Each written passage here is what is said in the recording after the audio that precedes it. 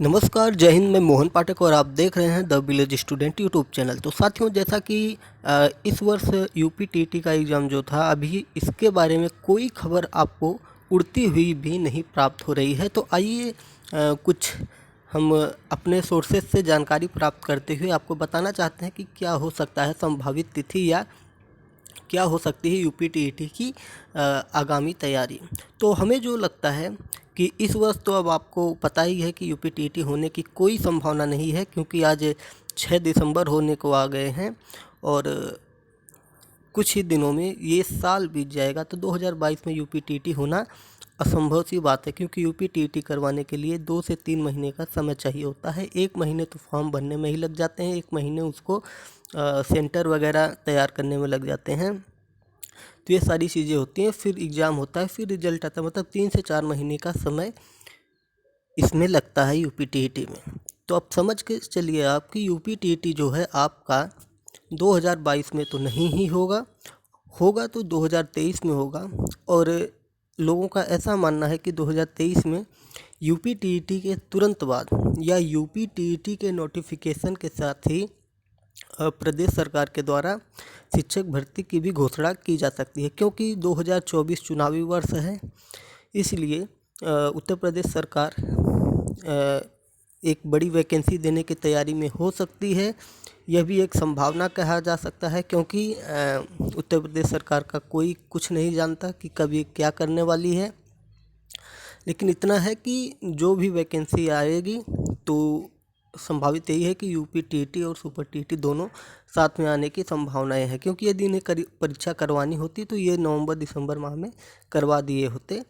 तो शायद ये सोचकर कि दोनों एक साथ देंगे तो ये हो सकता है। अब संभावित तिथियों की अगर हम बात करें तो क्या हो सकती है, तो देखिए राजस्थान में भर्ती लगी हुई है। 20,000 21,000 के पदों के साथ प्राथमिक शिक्षक भर्ती वहाँ पे होने वाली है, और माध्यमिक शिक्षक भर्ती भी वहाँ पे हो रही है कुछ हज़ार पदों पर।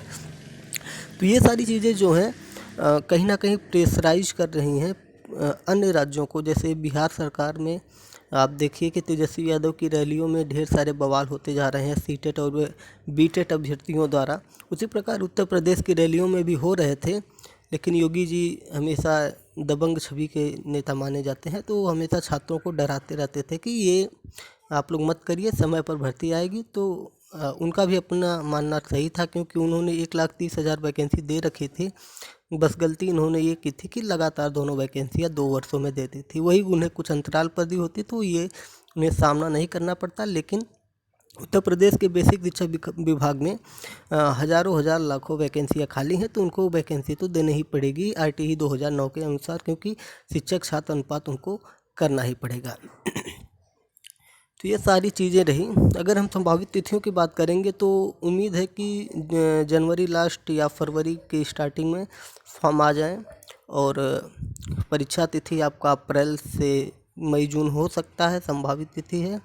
रिजल्ट आपका जुलाई के लास्ट तक, और सुपर टीटी भी आपका उसी के आसपास आने की संभावना रहेगी। अक्टूबर नवंबर में सुपर टीटी हो सकती है, मतलब साल के अंत में आपको शिक्षक भर्ती देखने को मिल सकती है, और यूपी-टीटी शुरुआत में देखने को मिल सकती है। तो ऐसी संभावनाएं सिर्फ हमारी तरफ से अंदाज़ा लगाया जा रहा है, ये कोई सत्य घटनाएं नहीं हैं, मतलब सिर्फ एक अनुमान है।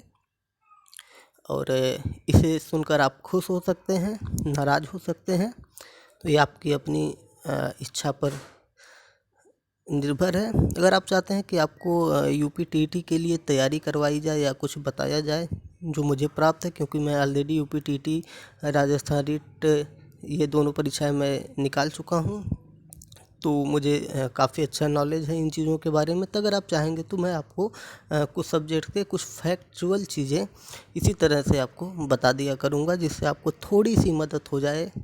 ठीक है, तो चलिए फिर मिलते हैं, फिर चर्चा करेंगे इस पे। जय हिंद, नमस्कार।